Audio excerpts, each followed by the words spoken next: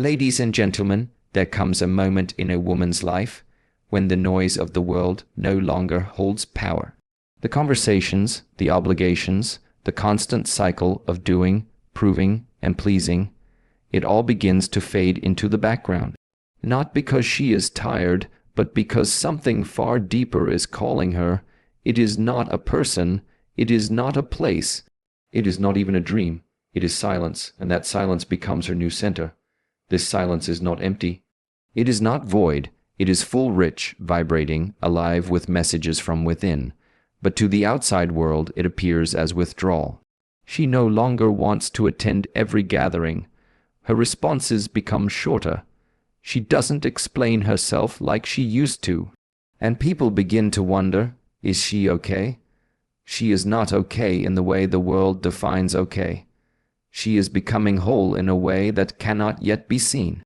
The calling of silence is sacred. It doesn't arrive loudly. It does not beg for attention. It doesn't rush. It waits patiently, and when it finally wraps itself around her spirit, she knows. She knows it's time. Time to stop running, time to sit with her own presence, time to listen to what she has buried beneath years of distractions. There is a difference between isolation and sacred solitude. The first is built from pain, fear, rejection. The second is chosen. It is a deliberate return to oneself. In this silence, she begins to hear the parts of herself she has ignored, the doubts she silenced, the desires she postponed, the pain she minimized. All of it comes forward, not to destroy her, but to free her. The silence becomes her mirror, and in this mirror she sees not the image she has shown to the world, but the reflection of who she really is without the makeup of performance. Without the weight of expectations, without the armor of pretending. At first it is uncomfortable, because for so long she was told her value was in her doing, how much she could give, how little she could need. But now the silence tells her otherwise. It says, you are not here to be consumed, you are here to become. In this sacred space, time feels different. 1 minute can feel like an hour, days pass and stillness remains. She watches her thoughts more closely. She notices the patterns that bring her peace and the ones that bring her suffering. Slowly, gently, she begins to separate herself from what isn't truly hers. Beliefs, fears, ambitions she inherited but never questioned, they begin to dissolve in the warmth of this inner fire. No one around her may understand this shift. That is the nature of spiritual calling. It is not a public journey. It is deeply personal. There are no roadmaps, no applause, no guarantees, and yet she walks, or rather she surrenders. She stops chasing answers. She begins to live the questions. The silence teaches her to trust without evidence, to rest without guilt, to observe without judgment. The voice within her, the one she used to silence for fear of being too much or not enough, now becomes her guide. And with each moment she honors it, she becomes lighter, not in body, in being. There are days when she wants to return to her old rhythm, to feel familiar, even if it means feeling lost. But she can't. Once the soul tastes truth, it cannot go back to illusions. The silence has shifted something permanent. It's not about becoming someone new. It's about removing everything that's not her. Even when she speaks, her words change. There is more pause between her sentences. Her tone is softer, but more certain. She is no longer rushing to fill space with sound. She lets the silence speak for her. People begin to notice not what she says, but what she carries. A calm, grounded energy that doesn't demand attention, but commands respect. This calling is not about abandonment. It's not about rejecting the world. It's about coming home to the self. So when she does return to the world, she returns with clarity, with strength, with purpose. The calling of silence is not for the faint-hearted. It requires discipline. It requires trust. It requires letting go of what once defined her. But for the woman who answers the call, something extraordinary unfolds. She does not become louder. She becomes deeper. She does not seek power. She becomes powerful. She does not escape the world. She becomes rooted in her place within it, not through noise, but through the sacred stillness that changed her forever. Before transformation settles into clarity, a wave of emotional chaos arrives without warning. It does not knock. It does not ask for permission. It crashes through the heart like a storm, demanding to be felt, not fixed. A woman on the verge of deep change often finds herself in this space of confusion, heaviness, and emotional unrest. Not because she is breaking down, but because something within her is breaking open. She may cry for no reason. She may feel disconnected from what used to make her happy. The things that once gave her comfort now feel distant, meaningless, even irritating. And she cannot explain why. Logic fails her. Words fail her. She simply feels too much and doesn't know what to do with it. This is the space between the old self and the becoming self. It is where her inner world starts to shift, shedding layers that no longer fit, revealing truths that have long been hidden. And it hurts, not always in a sharp, dramatic way, but in an aching, persistent way. It is not the kind of pain that screams. It is the kind that hums under the surface, never letting her forget that something sacred is happening inside. In this space, her emotions begin to rebel. Anger rises unexpectedly. Sadness lingers even after a good day. Joy flickers, but doesn't stay. She may feel misunderstood by those around her, even by herself. Nothing feels stable. It is as if her heart is rearranging itself without telling her how. She may try to force control, through overthinking, through planning, through clinging to routine, but it slips through her hands. Because this stage cannot be managed or predicted, it must be endured, it must be felt. The emotional chaos is not a mistake. It is a messenger. It comes to sweep away the noise that has drowned out her truth for too long. What she once tolerated begins to irritate her. What she once overlooked now demands her attention. She starts questioning her relationships, her beliefs, her choices. Not because she is ungrateful, but because she is becoming aware. And awareness is a fire. It doesn't destroy what's real. It burns away what's false. The people around her may not understand this shift. They may call it a phase. They may say she's being too emotional, too sensitive, too distant. But what they don't see is that her spirit is in the middle of a reorganization. Her soul is doing work far deeper than the eye can see. At times, she may feel like she's losing herself, but what she's really losing are the parts of her that were built from survival, not authenticity. She's shedding skin that no longer fits her growth, and yes, that process is raw, it's messy, but it's necessary. She may begin to grieve, not because someone has died, but because she is mourning the life she thought she wanted. The self she thought she had to be, the dreams she outgrew. This grief is sacred. It is a funeral for the version of herself that was never fully aligned with her truth.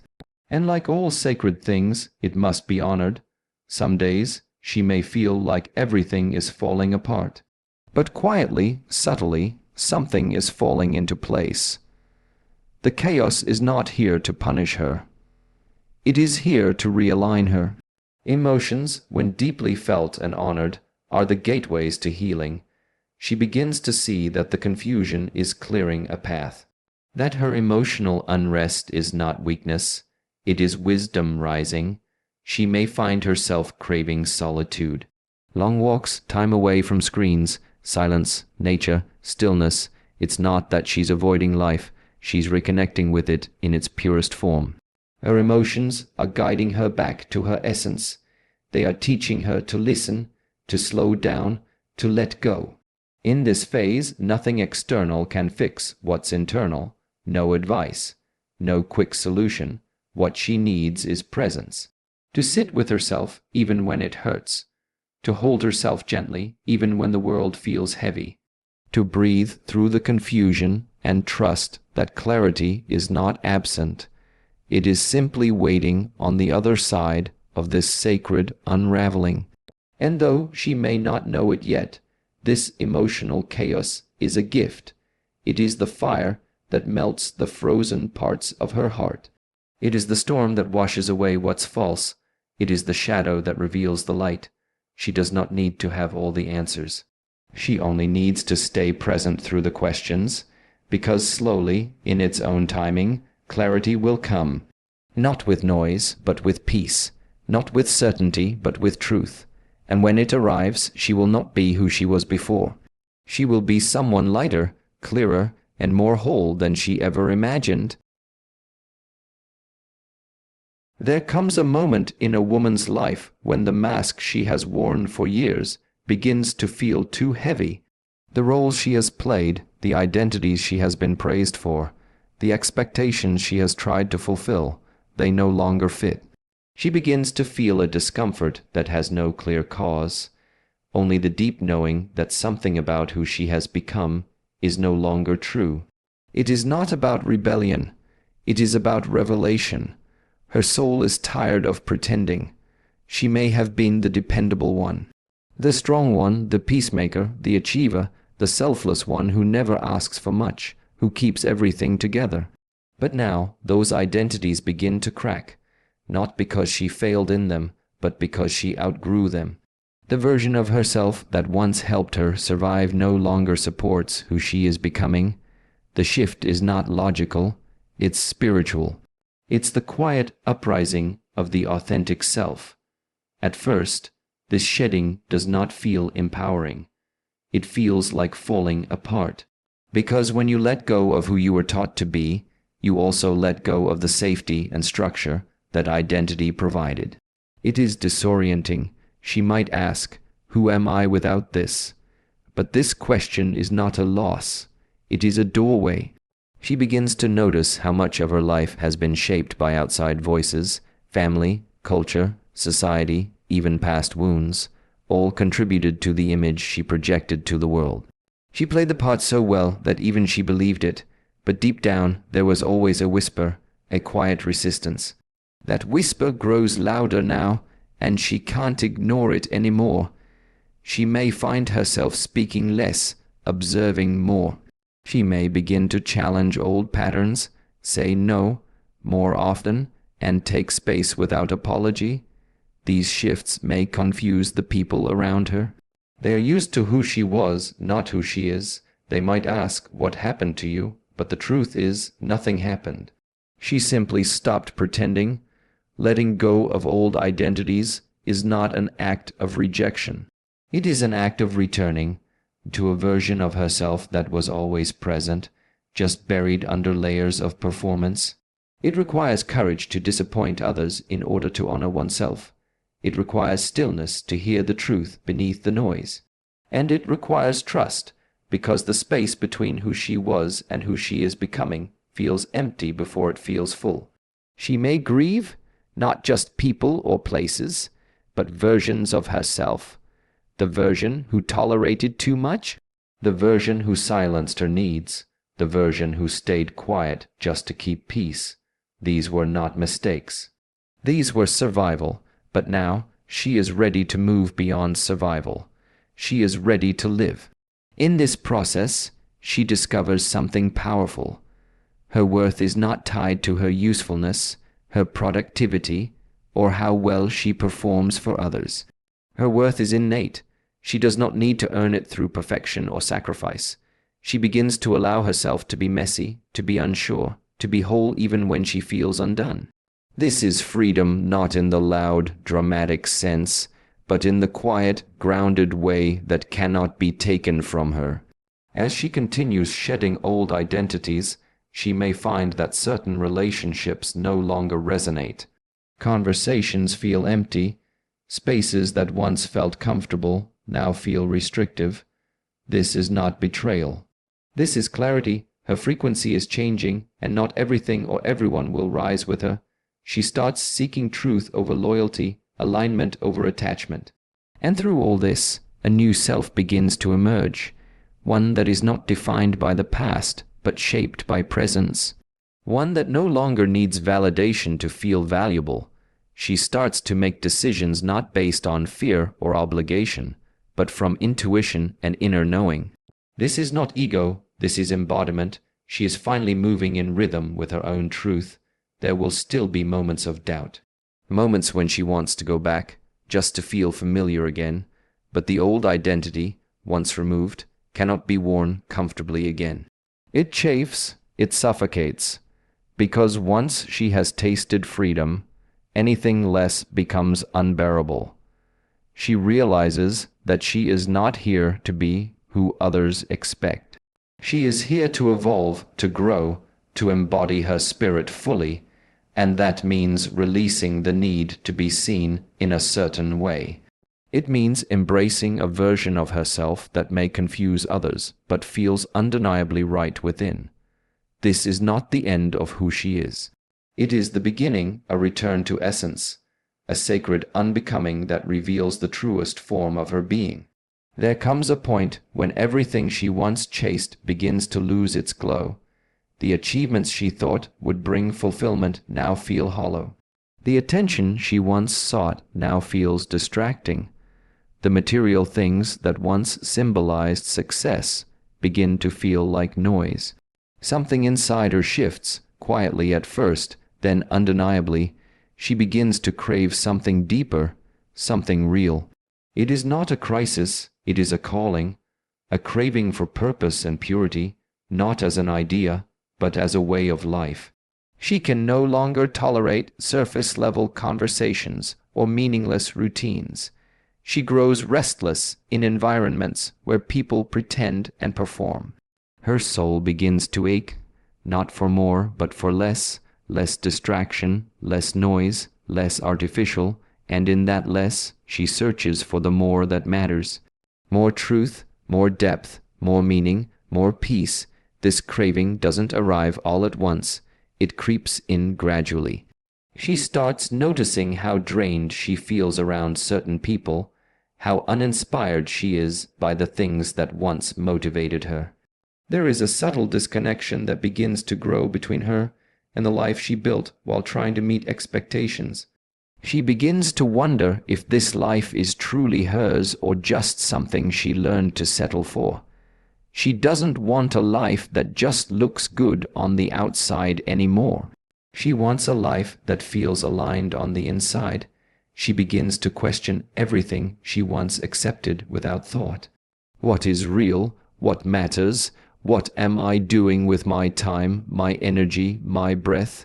These questions aren't abstract. They burn inside her, not because she's lost, but because she's starting to remember who she is beneath the layers. She seeks solitude, not because she wants to be alone, but because she wants to reconnect with something sacred within herself and beyond herself. She walks slower, speaks softer, listens more deeply. The noise of the world feels overwhelming, and her heart longs for clarity.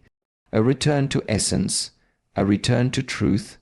This craving for purpose is not about finding a perfect job, role, or mission. It's about living with intention, being fully present, and aligning her energy with something meaningful. She no longer wants to perform for approval. She wants to participate in life with authenticity. She wants to feel her actions are rooted in something greater than just survival or image. There's also a desire for purity, not in the moral or cultural sense, but in the spiritual sense. She wants her connections to be honest, her energy to be clean, her thoughts to be clear. She wants to move through life without carrying the weight of guilt, resentment, or pretense. She starts to distance herself from gossip, from toxic patterns, from relationships that don't nourish her soul. Not out of judgment, but out of self-respect. She realizes that her peace is sacred, her time is limited, her presence is powerful, and she can no longer give these things away carelessly. This realization doesn't make her cold, it makes her clear.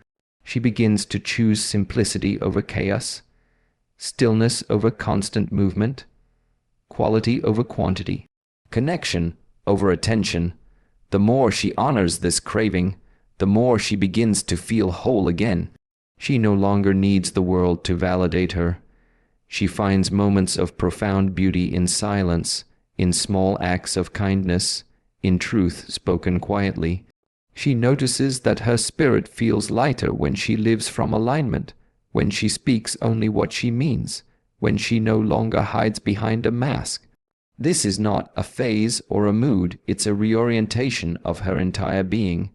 She is no longer willing to dilute her soul for the comfort of others.